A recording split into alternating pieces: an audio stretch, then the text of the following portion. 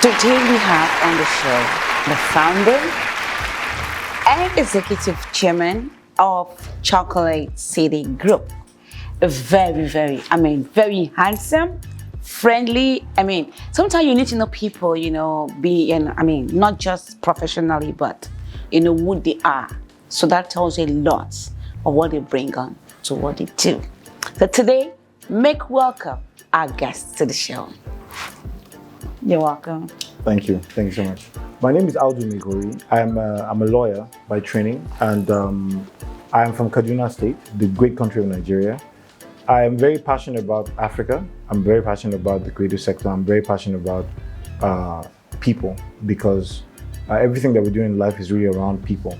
So if you're doing something without any human interaction or any kind of human gain, then it's almost is a waste of time. And I think that was more amplified during the COVID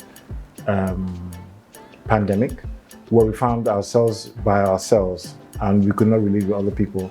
And I think for the first time it struck me that everything that we do is about people. And when you lose that human interaction, then it's almost is a waste of time. So that's why I am, about the people.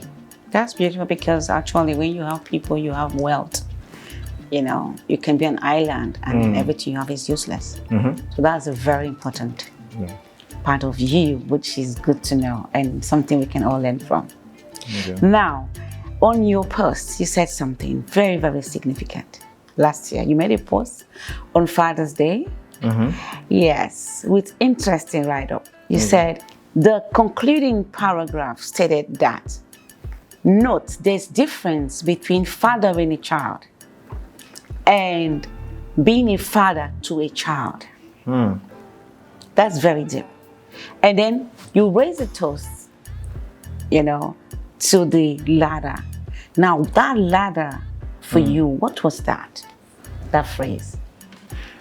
Yeah, because there's the biological thing. There are many. Everyone has a father. Every single person on the earth has a father. Whether you did IVF or not, or adopt, there is somebody who fathered that child. Yeah. But being a father is a totally different thing. And anybody can be a father in practice if you invest the time in growing and nurturing people and showing them love and showing them the balance between correction and protection.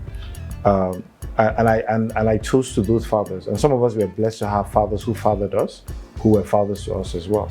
And we hope to be able to do that for other people. But for those that don't have, the world is in need of fathers. Many of the things that we see that have gone wrong, whether it be daughters or sons.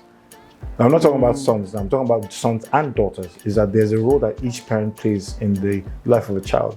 And if you go back to what Africa used to be, there was the children. There's an African proverb that say a child is the communities. Nobody actually, you're just a conduit for the child to come into the earth. But everyone, the community is the parents. Yeah. Right. So my uncle could come and correct me, and my father would be happy that he did that. Yeah, and my mother would be happy that my auntie corrected me, and vice versa. So I think that's the idea, and I think that we do not. We play. There's a lot about Mother's Day, and we love mothers. But how about us fathers? How about the role that we play? How about how we actually shape society? So I think that once we give the recognition to more fathers, people will step up and do their roles, which is to guide the community in a way that's sustainable. How do you catch fun, please? Because you're doing a lot for people, you're doing a lot of things, you're traveling. How do you have time for yourself? So the latest thing now in my life is I just had a daughter not long ago. So that's my fun. That's actually really she's there's nothing more blessed than having a child, and she's been a long time coming. So that's my fun, really, hanging out with her and her mother, and it's fun, But before that is really maybe watching a movie or watching a TV show. I find time to read. I listen to audiobooks now more because I don't have as much time. So maybe when I'm in the gym or walking, I listen to audiobooks. But honestly, I think some of the best times that I have is actually meeting new people and hearing how people think. That has always been a fascination with me, is that you are so sure about your position about a thing then you meet somebody and they have a different perspective about the same thing, and just wondering how your worlds apart in your perception of the same thing. So I think that's quite fascinating. So meeting people and having a small talk with them for me is really interesting. Now, your journey from a lawyer to a medium personality or a media big figure and social advocate is impressive. Now, what part of your journey has shaped your commitment to bringing justice to the entertainment industry? Wow, I don't even know if it's really about the entertainment industry. I think it's just really around my upbringing. Again, that's the role of parenting, right? Yeah. Is that my father and my mother were the role models. They were disciplined, and they disciplined us, and they affirmed with us, but they also created a sense of balance and justice in how things happened. So I'll give you an example. Like before, when my father used to, like when I did something, he would whip me, and my mother, of course, all the time, immediately. And then one day my father said, I'm going to stop beating you in the heat of the moment, because you won't understand what I'm trying to do to you.